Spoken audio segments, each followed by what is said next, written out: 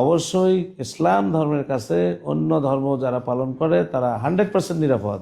যদি একজন হিন্দু ধর্ম বা বৌদ্ধ ধর্ম, খ্রিস্টান ধর্ম ওরা মনে করে যে আমি নিরাপদ না, তাহলে আমরা মুসলমান বাস্তবায়ন হলে তারা আরো নিরাপদ থাকবে, নিশ্চিত থাকবে। শরিয়া আইন মানে হলো কোরআন হাদিসের আলোকে চলা।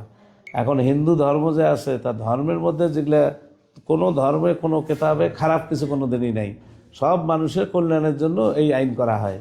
তা এখন যদি শরিয়া আইন, যেমন জাকাত আমরা আদায় করতেছি শরিয়া আইনে, তা এখন জাকাত কেউ দিল কেউ দিল না, তা জাকাত যদি আমরা রাষ্ট্রীয়ভাবে কালেকশন করি, আজকে ব্যাংকে 40 লাখ কোটি টাকা আছে ব্যাংকে, এখন জাকাত দেওয়ার মতো কথার কথা 20 লাখ কোটি টাকা আছে।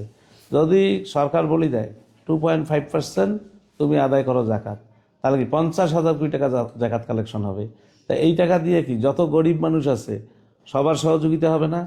এবং আমার তো মনে হয় গরিব থাকবে না। এই টাকা হিন্দুদেরকেও দেওয়া যাবে, এটা আমাদের ধর্মে আছে, হিন্দুরা ওই টাকা পাবে, তাহলে হিন্দুদেরকেও দেওয়া যাবে, তাহলে তারা নিরাপদে থাকবে।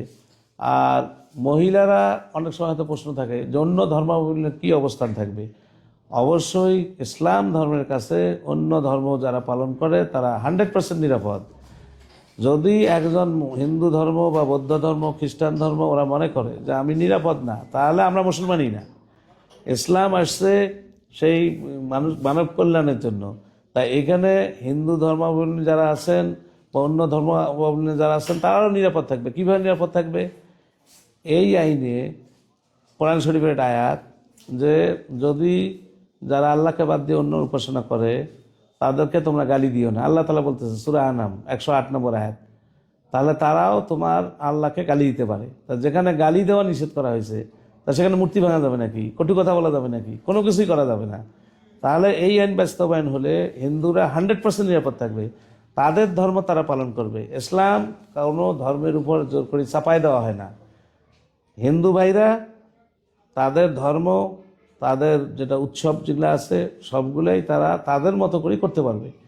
সেখানে রাষ্ট্র তাদেরকে সহযোগিতা করবে এবং বিন্দুমাত্র তারা যদি কোনো ক্ষতির আশঙ্কার ভয় করে, কোনো কিছু ভয় করে, তাহলে সেটা রাষ্ট্রের জন্য দুর্বলতা।